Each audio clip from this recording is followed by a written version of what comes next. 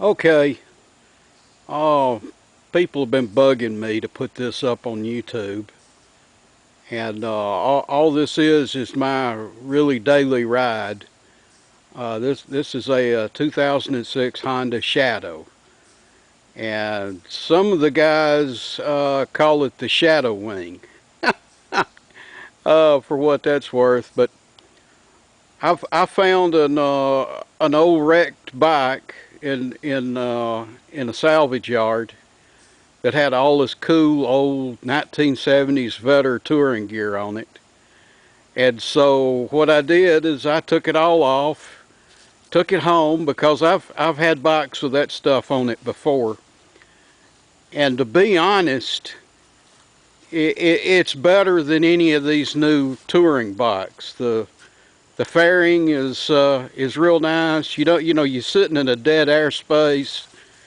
The saddlebags are ugly because they're aerodynamic, but they pull all the air behind you, so you don't get any air behind your back, which is nice. You know, when you ride year-round like I do, that's an important thing.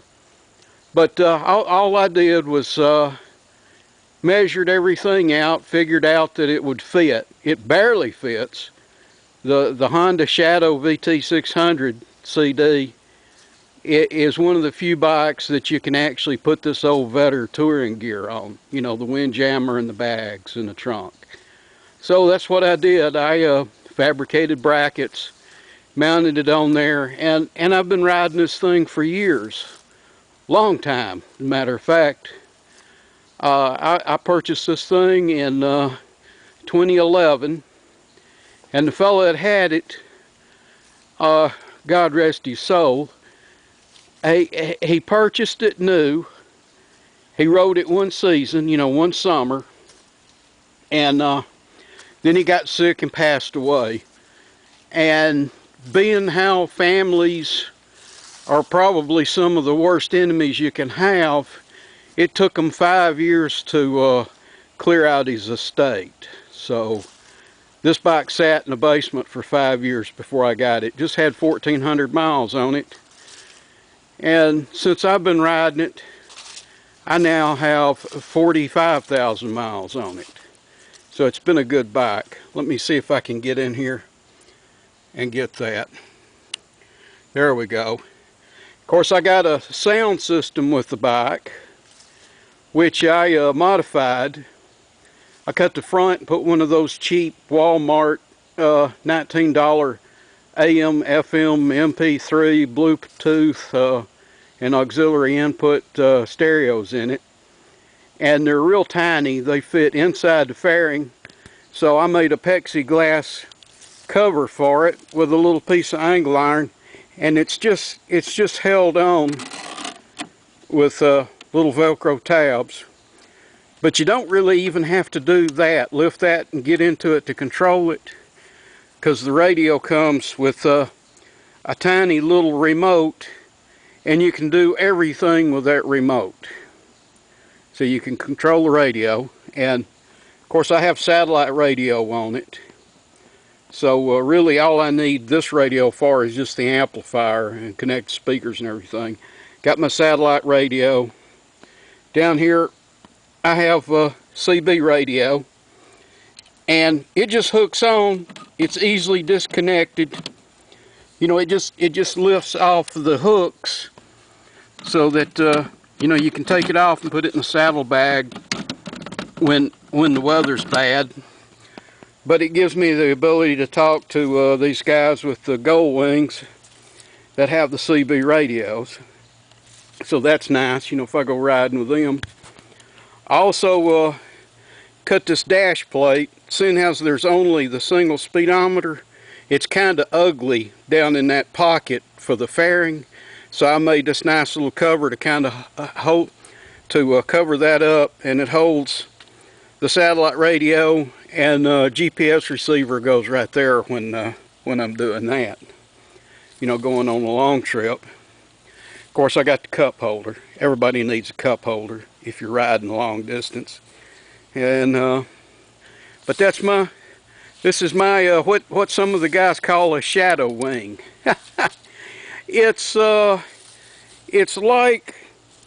back in the late 70s, I had a CX500 with all this stuff on it, and really enjoyed that bike. And then when I had the opportunity to buy a real GL, a Honda GL 500 Silver Wing, I did that. I swapped it out, got the real nice factory fairing on it and all that. And that was a really nice bike. A really nice bike. I ended up driving that thing across the country a couple of times because I was in the Navy at the time.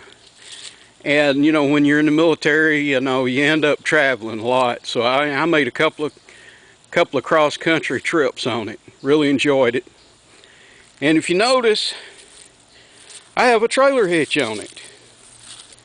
Yes, I fabricated a trailer hitch for it. Hooked it on there.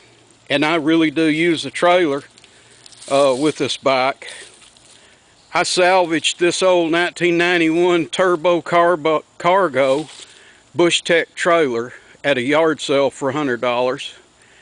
And of course Bush Tech doesn't support it anymore. So I got on the lathe and the mill, and I've just made the parts that it needed that had just disintegrated over time, little plastic parts, and fabricated those mostly out of aluminum, and did, you know, got the trailer back together and working, and it tows like a breeze. It's a really nice trailer, and I have no trouble pulling it even when it's loaded down with groceries or whatever, because I will go grocery shopping with it. And I have an ice chest that sits there on that little mount on the tongue. The other thing that was wrong with this trailer was the wiring ran through the tongue for the brake lights, tail lights, turn signals. And when you do that, over the years the inside of that tongue rusts, and then it takes all the plastic off your wiring and it shorts out. And of course, before I hooked it up to my motorcycle, I checked that out and quickly found out that the wiring was indeed shorted. And if I'd hooked it up to the bike, it would have blown the fuses in the bike. So ran the wiring outside the tongue, fixed it up, rewired it, so that's everything's good there. But between the two, this is just my ride. So if you've ever wanted a smaller touring bike, one that's not so heavy, one with a low seat on it so you can get your old leg over it, and it rides really nice, and you can actually get out on the interstate and ride 60, 70 miles an hour without any problem. And it's just turned out to be a really nice bike. By the way, that's a klaxon horn, is what that is. Or people also call them an auga horn. So it's a bit different. When you blow a regular horn, nobody pays any attention to you. It's just another horn blowing. But when you set off that auga horn, it's so different that people actually stop and look around and see where it's coming from, and hopefully see you too, which that it does accomplish that. Okay, well, here's my we'll just go ahead and call it what other people call it, a shadow wing. See y'all later. Hope you enjoyed the little video.